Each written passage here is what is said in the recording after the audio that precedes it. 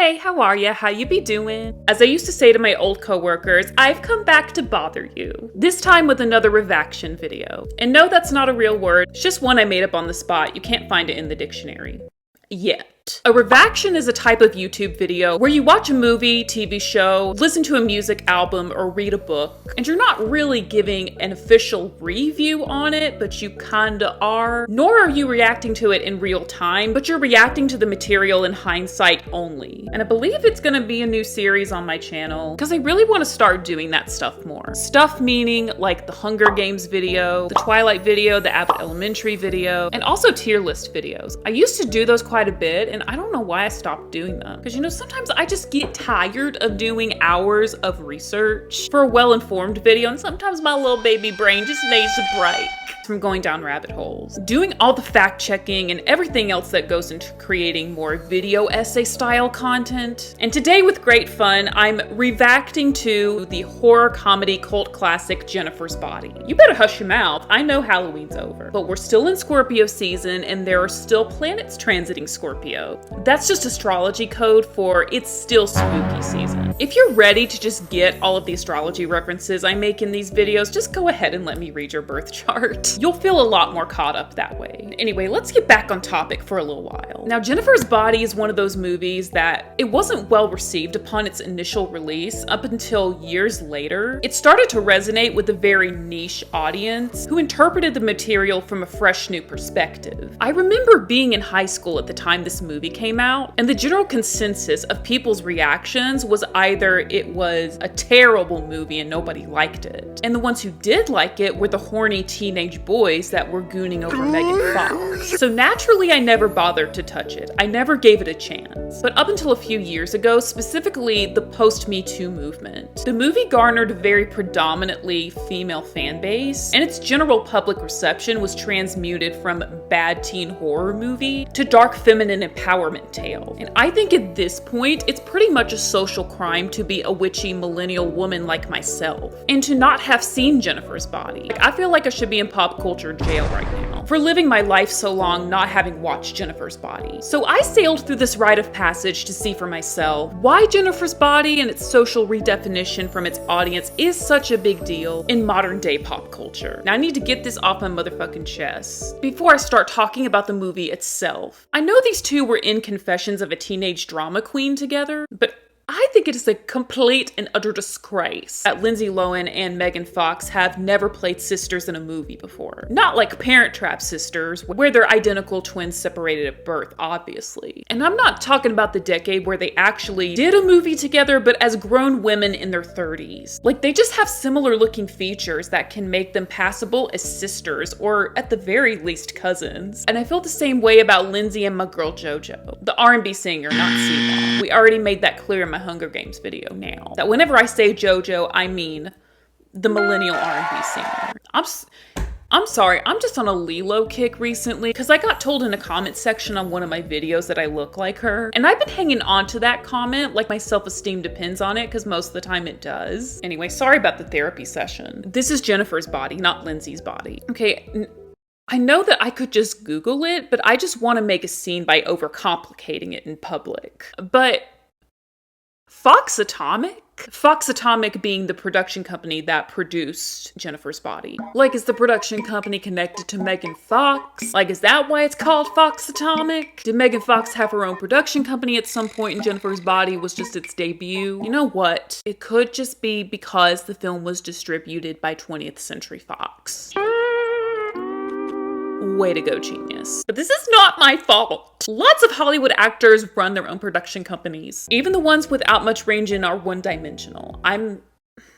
Now. I mean, maybe it's not entirely Megan Fox's fault, because she was very boxed in early in her career as a male gaze serving sex pot. So whether or not she's capable of more range in her acting is unbeknownst to me. The only other thing I've seen her in, and that her character had a certain amount of substance, was her role as Reagan in New Girl. I mean, that character was still a hottie-toddy body, but I think her character was able to be more than just a baddie bee in looks. Anyway, we can have a New Girl conversation later. I want to mention some stuff about Anita's opening monologue. They tell me everything will be okay if I just accept Jesus Christ into my heart.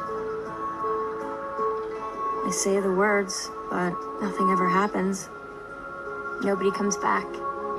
Nobody gets off the cross. Who else here, raised with a religious upbringing, got all the unpleasant flashbacks of faith-based manipulation? Let's have a show of hands, class, if that was you. I mean, if Jesus did save you, that's great. I'm glad you feel that way. But personally, I don't think anyone can save me but myself. Because I'm trying to do this thing called not seeking outside of yourself for permission to exist how you want. And so far, it's going well for me. If that's you too, let me know how it's going for you so far. Shit, I need my water. I'm a kicker. K-I-C-K-E-R. It even says so on my chart. Not that it happens much anymore, because I have resting bitch face and an aura that says, fuck with me, shithead, and you'll get your ass beat. But the next time some creepo hits on me, I'm gonna start saying I'm a kicker, just to see the look of total confusion on their face, trying to figure out what I mean by when I say, I'm a kicker. I mean, I literally do be wanting to kick, when I just be minding my business and some straight, desperate, horny male thinks it's okay to make a vulgar pass on me. Bitch, you better not rain. Now, because this was my first time watching Jennifer's Body and I wasn't aware of the significance of this particular location, my first thought seeing this waterfall was, girl, did you chase that waterfall? Is that why you crazy? And let me just say, everybody deserves a bestie like Anita. Hey, that's my best friend that you're talking about. And you're right, she is a virgin. And that beats sleeping with creeps like you. She's so much nicer than I would have been in the way the front man of Low Shoulder talked about Jennifer. I would have said and done so much more. Because no one objectifies my friend and gets away with it without consequences.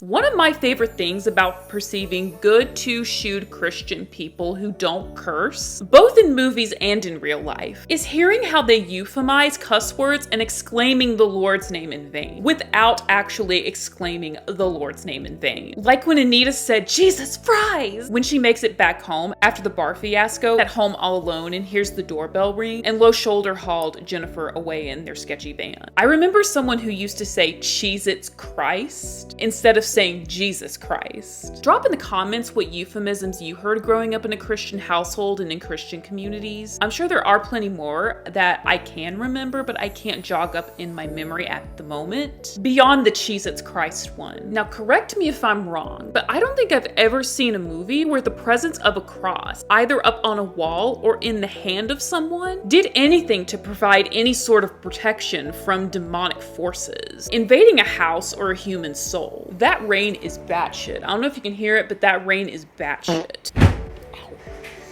That's some whole ass hail coming down. And that tracks with Jennifer's Body, cause that cross on the wall in Anita's house, that shit didn't stop possessed ass Jennifer coming into Anita's house. It didn't do its job. And there was one other scene that I don't remember which one, but I think it was either Jennifer's very first victim or Chip, who had a rosary or something in hand with a cross on it, and it didn't protect them from being eaten up by possessed Jennifer. Crosses just seem to be useless in most movies. I mean, is there any movie where crosses do the job of protection from evil? I feel like it may have worked in the Conjuring movies.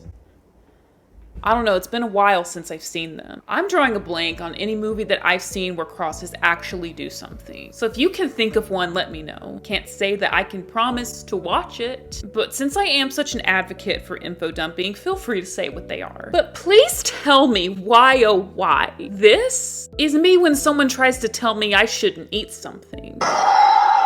I mean, I don't think anyone has ever told me outright that I shouldn't eat something, but I know some people have at least thought it. But if anyone in the future does make the grave mistake of telling me I shouldn't eat something, I will be acting like this. The exception being, of course, I could potentially be about to eat something poisonous or something that could be toxic if I consumed it. In that case, I would be filled with gratitude and not eat the shit. Yo, this entire movie is a masterclass in gaslighting 101. Not that there should be a class on that, but if anyone for some odd, twisted reason wanted to learn the art of manipulation to make someone question their reality to the point of insanity, then this is the film that can work as a whole ass presentation for that. Don't come up with any ideas now. Don't actually make that a thing, sicko. I'm just word vomiting here. I cannot be the only person over the age of 30 that when I hear Anita's mom referencing Jesus Christ as JC, I think of someone else. I heard no one growing up referring to Jesus Christ as the JC. I just know the NSYNC Chavez one. Now, there were a couple lines that I'm pulling from this movie that I'm going to be using in my everyday life. Like in that scene where Anita asks Jennifer if she's okay, and Jennifer responds, "No, I feel like boo-boo." This would be a good line to use on people when I'm going through one of my many dark nights of the soul every 3 to 5 business days, and I rejoin society again like Mariah Carey on the Breakfast Club radio show in 2014. I never had a mental breakdown. I had a diva fit. So I haven't found myself in this scenario yet, but I just know that if I ever run into someone from high school and they bring up my ex, I will be asking the same question that Jennifer asked. Is he gonna fuck his mom? Cause he loved his mom in a Freudian kind of way. Moving on. Now, even though the book I'm currently reading right now says to never lie, there are some exceptions to lying where it could save your life, like Jennifer could have saved hers had she not chosen to give Low Shoulder her real name during the satanic ritual where they were going to sacrifice her alleged virgin ass to Satan. What's your name again, Tiffany? My name is Jennifer. Like home skillet biscuit. You literally could have just given them a fake name and the soul transfer would have been declined at Hell's check-in desk. I mean, I don't know for sure because I don't practice black magic, but I think if she had just given them a fake name, the sacrifice wouldn't have been successful. The sacrifice would have been completely unsuccessful and not partially successful like it had been. It was partially successful because she wasn't a virgin, but she said she was. But it could have been holistically unsuccessful had she lied about those two things, I believe. One of my pet peeves about movie characters is when they're in a sticky or dangerous situation and they are literally being presented with an opportunity to lie for their own benefit or protection, they don't take it. And most of the time they're not even swearing on a Bible in a courtroom. Like in Freaky Friday, where Anna is telling Tess about Jake and she asks where she met him, Anna chooses to say detention knowing full well that her mom is going to scoff and laugh at that. Like, you could have just said you met him in the hallway, right? That's not a lie. That's also true and something her mom wouldn't have thrown her nose up at. Also, margin note, I have a strong feeling that this hair, the rocker chick chunky blonde highlights, is going to make a comeback real soon. So when it happens, ladies and gentlemen, you heard it here first. You know what? I think if I had any superpower, it would be instant rejuvenation. Like Jennifer and also Claire Bennett from Heroes. Where are my fellow Scorpio placements at? Cause you know that Anita's research and digging around about the paranormal was no big, considering it's what we were doing at her age. Literally, after spending my entire adolescence reading up about ghosts, spirits, entities, watching haunting documentaries, ghost hunting shows, and digging into other terrifying myths and legends, nothing scares me. Despite the rumors, I'm not afraid of the dark. So to bring this all together, moral of the story, lose your virginity as soon as possible to lower your chances of being sacrificed to Satan.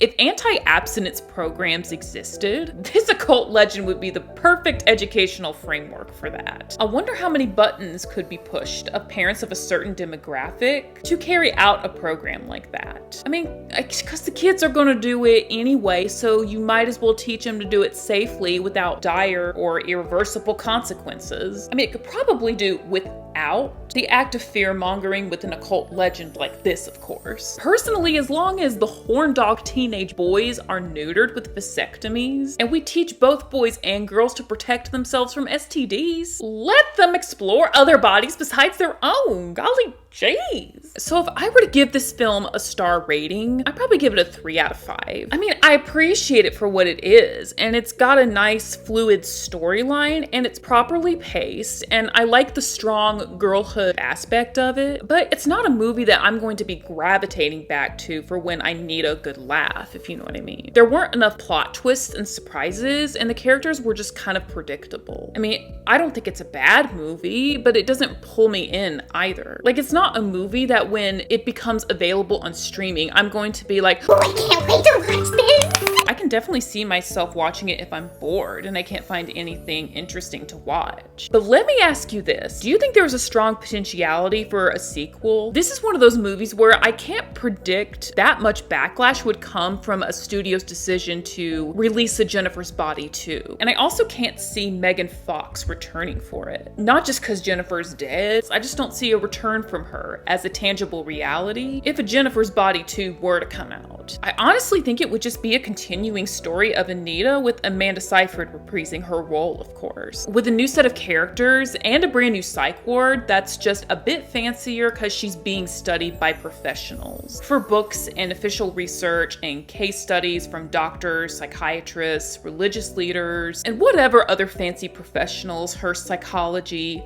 garners the interest of. Oh wow, this was a really fun one, and I thank you so very much for watching. Be sure to hit that like button if you enjoyed this video and you want to see more content like this revaction type content in future videos. Let me know what you think about Jennifer's Body. Are you a fan? Are you not a fan? Whatever you have to say about it. Verbal diarrhea about it away in the comment section. And if you think you and I are a very high vibe match, then I invite you with my whole heart to go ahead and join the emotional support coven. That's just my fancy Nancy name for this channel's subscribers. And the barrier to entry is super low. All you have to do is just hover your finger over that subscribe button and click it like this.